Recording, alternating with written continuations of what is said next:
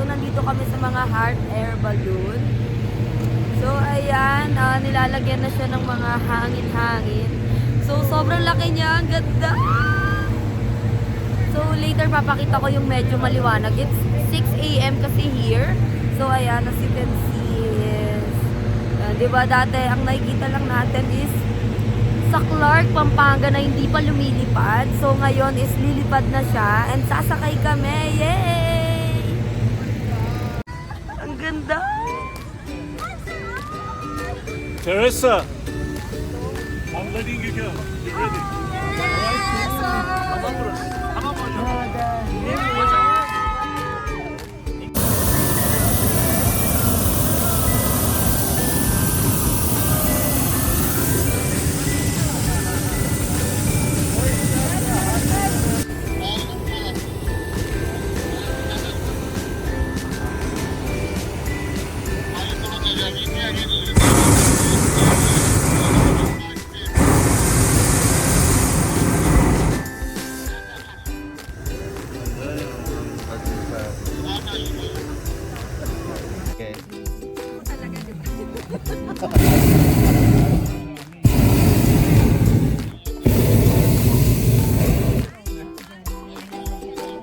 Love you.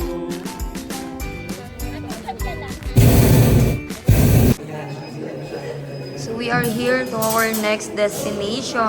Hi! Ayan. Ano pong tawag dito sa pupuntahan natin? Kay Underground City. Wow. Ano pong meron sa loob? Underground City, you'll see how they lived before. Na nandun yung mga storage ng animals, ng wine, nasa ilalim. Oh, let's see. Let's go, guys!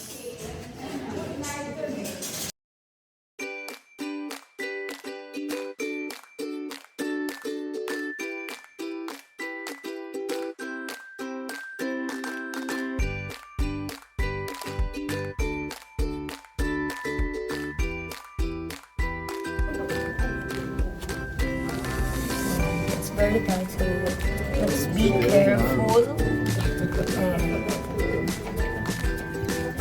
We need to yuko. So that's the place. Ano tawag dito? Underground Underground City. way back 50s. Way back 50s. 1950s. It used to be lava and ash before. And Is it strong. It's strong but soft. But soft. But structurally strong. But soft. But naturally Strong. it's soft. Very soft. Strong but soft. Does experience earthquake? Oh yeah, a lot. A lot. The place is strong. Yes. But this soft. place is soft. Guys, let's proceed. Bus number one. I'll explain you simple. Make sure above our head on the ground level there is a house of a family. There was. So this place under the house, it's used like a basement and it's used like a winery, it's used like a depot, like a storage. So all of these houses, all of those families living on the ground, under the house, they have a compartment. Hi guys! So ayun, meron ditong camel. This is the first time na nakakita ko ng camel. So ayan, sasakay sila and then we'll take a picture dito. So ayoko sumakay, natatakot ako. Parang nakakatakot. Everyone, so nandito po kami sa Goren Art Museum. So packet kami. So it's 10 minutes walk down. Pero mukhang hindi lang siya 10 minutes kasi medyo malawak yung place. So yan, lumalayo ako sa mga tao kasi wala akong dalang mic. So parang hindi maraming naririnig. So ayun, let's go! Pampababa na rin.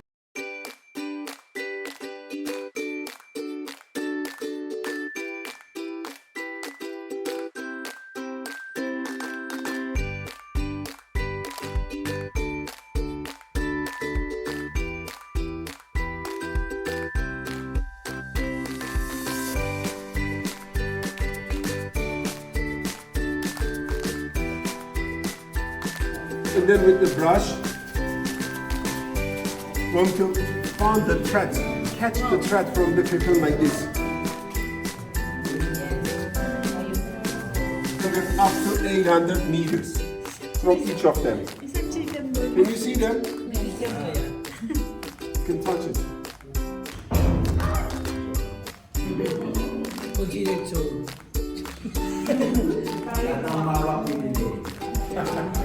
Look at this, we just wrap it around the bobbin that you see here and we collect them all that adamı çarpmasın. Dur. Gentlemen, be careful. He's going to open it just bir şey orada. Evet. Now you may see even from close distance. Look at this, you can touch it.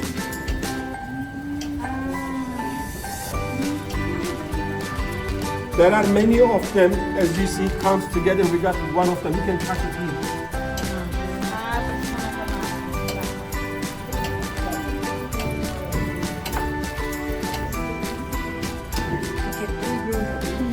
Yes. Hi everyone, so this is our day 2 here in Turkey.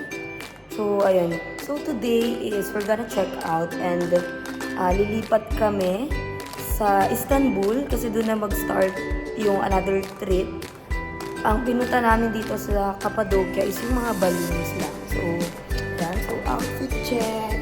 So, I'm wearing heels today. Dapat kahapon ako mag-heels, kaya lang sabi is mahihirapan ako maglakad. So, ngayon is ilalaban ko na yung heels ko. So, sana hindi tayo mahirapan kasi mag-airport tayo and then magtutour ulit maghapon. So, tiis ganda tayo today. So, I'm Korean ngayon.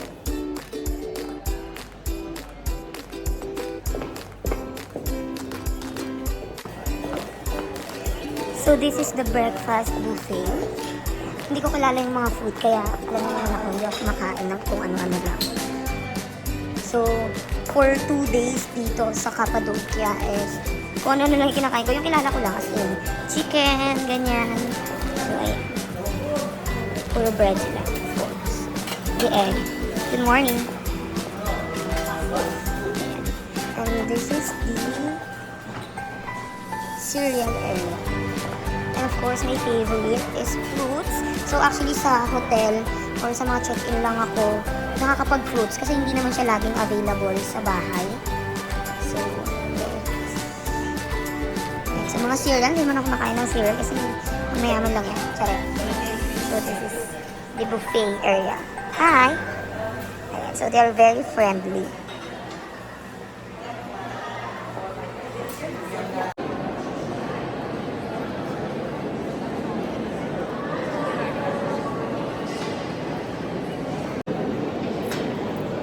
Hi guys! So, nandito kami sa, ano tawag doon? Sa shooting down nung Angel and Demons. Angel and Demons ba? Yes. Ayun. So, kung nanonood man kayo nun, ako hindi. Ayan. Pero maganda yung place. Ayan. And then, may water reserve here. So, that's a water reserve. So,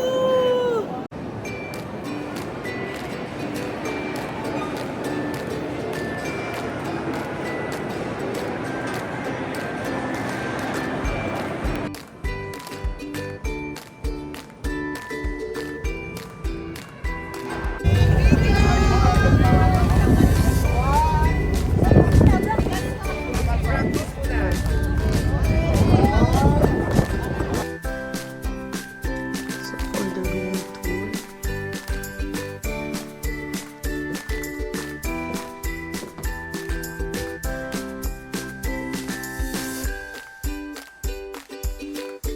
We are on the 16th floor. Ayan, so maganda yung ating view. Para lang may makita. Hi everyone! So it's our day 3. Dahil maulan ngayon, kalmahan lang natin ang outfit. Yes, kalma na yan. Okay, so let's go for today. It's breakfast time.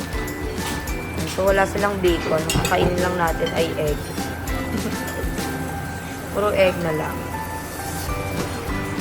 So OJT dito si Kuya. Mukhang bagets pa siya. Ay, madam, huling-huli ka dyan.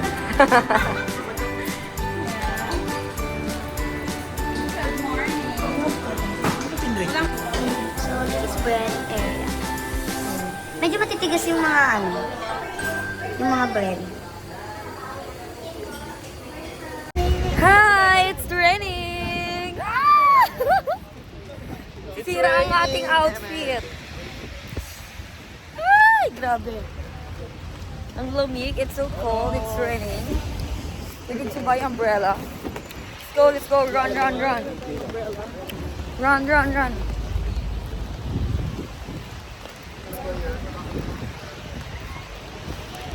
So we're gonna shop here. It's a shopping area.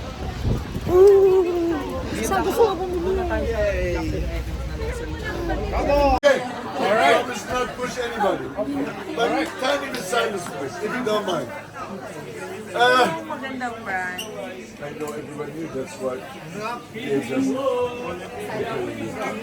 Hi everyone. So it's very cold as in. So nakabalot-balot na kami, 'di ba? Naka-gloves na. Ay, grabe, sobrang lamig. So ngayon ay papunta kami sa mga museum and later is a church. Woo! Nakakalamig talaga, grabe.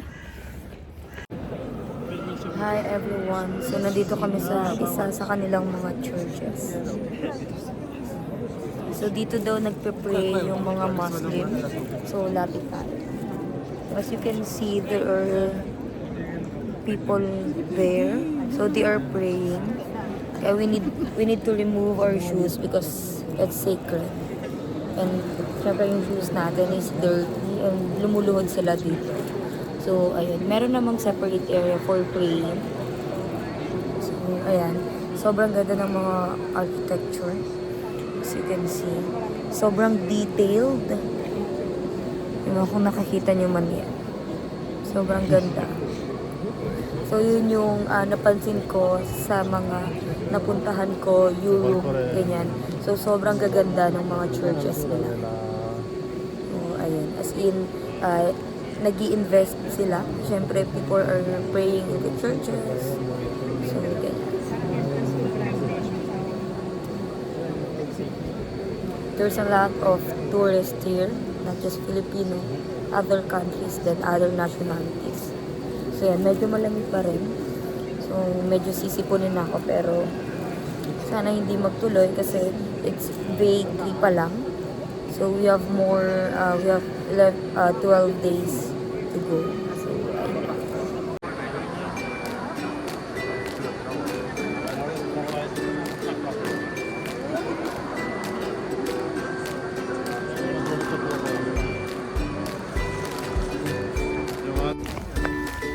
Cute ng mga dogs dito. Eksena sila. Alam mo si Hachiko. Hi! Kinagat. Ayun pa isa, oh. Nakatayo. Nakatayo pa yung isa. Oh. Cute. Hindi sila nilalamig kasi makakapal yung kanilang balat. Diba? Hi everyone! So it's our day 4 and it's free day. So kapag free day, anong gagawin? Shopping! So ngayon, pupunta kami sa mga luxury brands or basta mag-shopping kami. So ayun na yun. So, and then as canvas na rin ito kasi pupunta rin kami ng Milan. Ayun, so it's not the first. Okay, 0. Ayan. So bababa ako kasi papunta ako ng breakfast. Ayan, so mag-breakfast muna tayo before gumala. Diba, para meron tayong energy. Ayan, so outfit check. So doble-doble na to. May stockings ako, may ano.